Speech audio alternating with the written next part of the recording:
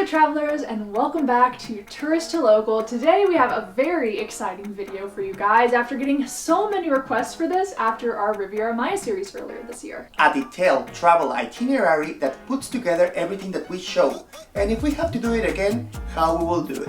We'll be sharing our tips and itinerary suggestions for 9 perfect days in this stunning Mexican paradise. And we'll even give our opinion on where you might want to spend more or less time to adjust the itinerary to the amount of days you plan to spend here. And if you're wondering if we are qualified to give you this guide, let's say we know one thing or two about Mexico. Not only do I have family here that gave us some great insider tips, but our channel is all about traveling across the USA and Mexico to understand each other's culture more. For so many people, the Riviera Maya is their first experience in Mexico, so our goal is to get you comfortable here, begin your love affair with Mexico, and then maybe challenge yourself next time to see somewhere else off the beaten path. And don't forget, we make each video in English here and in Spanish in our other channel, Bitácora de Viajero.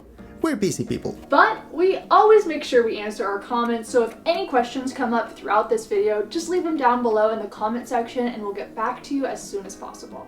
First things first, let's get you familiar with this little piece of heaven. So let's start with some tips. The Riviera Maya is on Mexico's Caribbean coast and is the ultimate playground for those seeking a beach vacation. There's jungles for ziplining, cenotes and beaches for swimming, and even a few islands to explore. It's got it all. And just like the USA, Mexico has states as well. Cancun and the towns that we're mentioning in this guide are in Quintana Roo.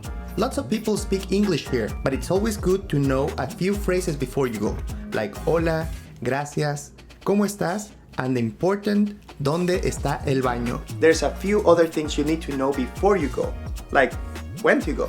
The best time to visit is December to April, when temperatures are lower and humidity is less of an issue. If booking outside of those times, be aware that August to November is hurricane season. Tipping culture here is different than in the USA, and most foreigners over-tip.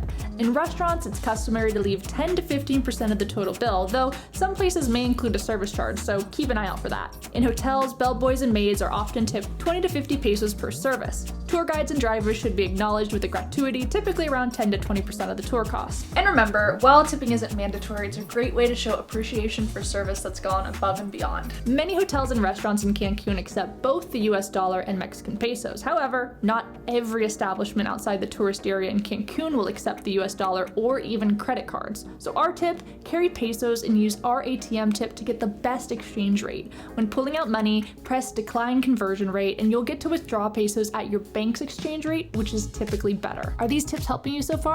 If so, make sure to subscribe, turn on notifications, and leave a comment, as this is the best way to ensure you see more of our upcoming videos while also helping this video reach a larger audience. Now that that's out of the way, let's get to planning your ultimate vacation. If you want a more in-depth guide to each place we mentioned in this part, make sure to check out our dedicated Riviera Maya playlist right after this one. We've got videos filled with insider tips and must-visit spots for every location. On day 1, you'll arrive in Cancun. We recommend getting a flight that arrives right around 2 or 3 p.m. so that you can check into your place right away. Customs here no longer require you to fill out forms, so that's one less of a headache. Brace yourself though, as you'll be bombarded by vendors trying to sell you everything under the sun, so just focus on the task at hand, getting to your accommodations. Today, we're staying in Cancun to get into full vacation mode. And speaking of which, let's talk transportation. This itinerary is designed to allow you to either rent a car or take a bus. If you're renting a car, we recommend Budget or Avis at the Cancun airport. During our trip, we had no issues with them pushing extra coverage on us, and they allowed us to use our Chase Sapphire Reserve coverage, which saved us some bucks. But better safe than sorry, so bring a letter from your bank explaining your rental car coverage, just in case. Now let's address the burning question. Is it safe to drive in Mexico? Well, let's say that drivers can get a little bit aggressive, but as long as you're comfortable driving in a city, you'll be just fine. The good news is most roads are pretty straightforward, so getting lost isn't a major concern. Since the airport is far from downtown and the hotel zone, the ADO or ADO bus is your best bet if you're not renting a car. You can buy your tickets online at ado.com.mx or at their office in Terminal 3, but buying online via our phone was our go-to for the entire trip. Now let's talk about where to crash for the night. You got 2 options in Cancun. The famous hotel zone with amazing beaches but higher price tags, or downtown with more affordable accommodation and some seriously good food.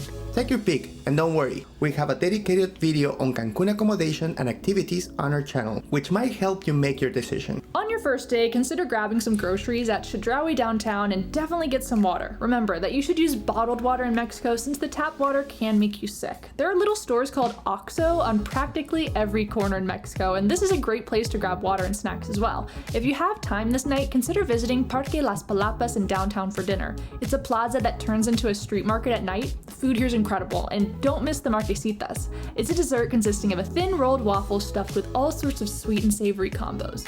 You can also visit the free public beaches, Playa del Carmen or Playa Chacmol if you have time, but don't worry if you don't. You'll be back here in a few days. Do keep in mind that Cancun itself doesn't have too much going on. It's a really cool place to just chill at a resort, but most of the more exciting things you're going to be doing on this trip are in the surrounding areas, which we're going to start exploring more of tomorrow. On day 2, you'll be hitting the road again to Playa del Carmen, about an hour away. This place might be a little bit touristy, but it still has its charm. Grab breakfast at Ojo de Agua for some fantastic chilaquiles, and then stroll down Quinta Avenida, a pedestrian street filled with shops and bars. If you pick a hotel without a pool or beach, Martina is a great beach club that we enjoyed visiting. The good news is that Playa del Carmen is a really great place to centralize yourself for the activities that happen over the next few days, so grabbing a hotel or Airbnb here is ideal. However, the town itself isn't totally our vibe since it's more of a party scene here, so you could also cut this day altogether and do Xcaret here or spend an extra day in Cozumel, which we'll talk about next. Day 3 is all about Xcaret,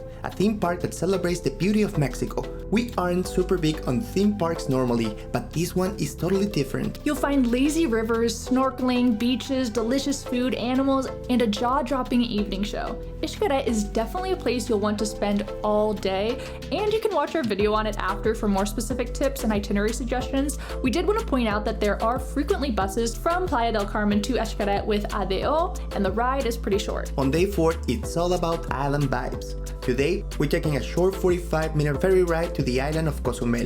This place has some of the most crystal clear waters you'll see during this trip, and some fantastic snorkeling and diving if you're into that. As you step off the ferry, you'll be greeted by eager vendors trying to rent you scooters for the day. Take your time to talk to a few of them and haggle on the price. We managed to snag a scooter for 500 pesos for the whole day, which was a pretty good deal. But before we hit the road, grab a cup of Joe at Cause Coffee. Trust us, their peanut butter coffee is out of this world and we still haven't been able to recreate it at home. Now that you're all caffeinated and ready to go, hop on your scooter and drive along the picturesque coast to Playa Palancar. At Playa Palancar, you'll need to pay a small fee to access their beach club. Don't worry, it's totally worth it. Head straight to their tour desk and book the Playa El Cielo tour. This tour is a must-do in Cozumel because it takes you to this amazing snorkeling spot with starfish covering the ocean floor. Now you might be wondering why we recommend Playa Palancar specifically. Well, it's the closest accessible beach to the starfish site, and it's more affordable than other tour options. Plus, you get to hang out at the beach club after. Tours leave every few hours and are about 2 to 3 hours in length, and you don't need to book it ahead of time. Once you wrap up your island adventures, it's time to head back to downtown Cozumel to return your scooter. But before you do that, treat yourself to some cheap and delicious tacos at Taqueria El Mexicano, a local spot that you won't see in any guidebook but serves authentic street tacos, without the markup you'll find at other restaurants here. Now it's time to say goodbye to Cozumel and head back to Playa del Carmen. Now, if you've got the time, you may want to consider extending your trip in Cozumel. It is an awesome island with so much to offer. On day 5, you'll be driving an hour to the jungle beach paradise of Tulum. This place is probably all over your Instagram feed, and trust us, it lives up to the hype. Your day starts with cochinita pibil tacos at Taqueria Honorio. These tacos are a local specialty recommended by my sister, and they're insanely delicious. Oh, and did we mention they're super affordable too? Next is on to the ruins. Tulum is home to some of the most incredible Mayan ruins dating back to the 13th century when the enigmatic Mayan civilization ruled Central America. These ruins have stood the test of time and still captivate visitors with their grandeur. However, keep in mind that they can get pretty busy, so the earlier you arrive, the better. Oh, and bring cash, as card payments aren't accepted here. The entrance fee is 90 pesos per person, and it's a small price to pay for a trip back in time. After a morning of exploring the ruins, it's time to cool off and indulge in a unique experience, swimming in a cenote. Cenotes are underground sinkholes filled with crystal clear, cool water. These natural wonders are scattered all over the Yucatan Peninsula and are perfect for snorkeling and swimming. While there are plenty of popular cenotes to choose from, we recommended cenotes same way for a more secluded and peaceful swimming experience. My sister swears this cenote has the clearest water. It's 250 pesos to enter, and this is one we only recommend to those with a rental car, as it's off the beaten path and you might have trouble finding a taxi afterward.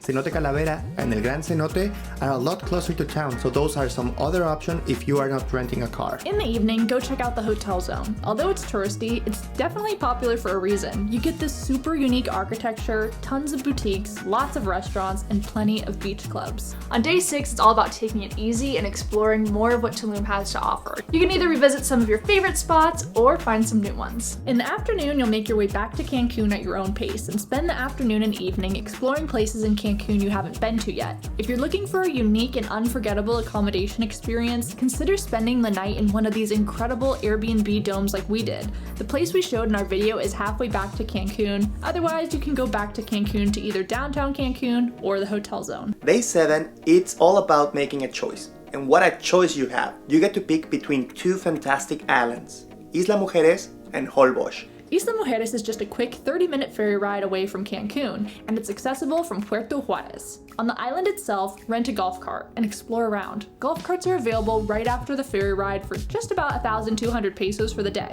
Don't miss Punta Sur for breathtaking views and more Mayan ruins, as well as Playa Norte for our favorite beach for swimming.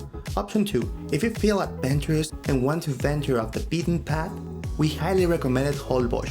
Sure, it's over 2 hours away, but believe us when we say it's worth it. The island is less touristy, and it feels like that classic sleepy island town that travelers are always trying to find. Leave your rental car behind and book a bus ticket with ADO from either the downtown Cancun or the airport to Chiquila. From there, you'll hop on a ferry to Holbox. The island's charm lies in its lack of cars, so you'll get around on bikes or golf carts. Don't miss Punta Cocos at sunset and Punta Mosquito for an early morning walk in ankle-deep water along the sandbanks. You can do it without a guide, and you'll find tons of wildlife like crabs, stingrays, even flamingos if you're lucky. And you can't miss the lobster pizza at Roots. You definitely want to watch our Holbox video if you're interested, because we have a lot of things to say about this place. Holbox is the true star of this itinerary in our opinion, and we know it would be the highlight of your trip as well if you're willing to make the trip. It's a place you definitely will need to spend the night at on day 7, and ideally day 8 too if your flight leaves later in the evening on day 9. On day 8, you'll either be spending the day in Holbox, Isla Mujeres, or Cancun, depending on where you choose to stay the night. And on day 9, it's back to the airport and back to reality. And that's 9 perfect days in Riviera Maya. We're gonna let you this video over here for you to watch. Make sure you subscribe for more adventures around the USA and Mexico. So long, Travel well. and make the world your neighborhood. See you guys next time. Bye. Bye.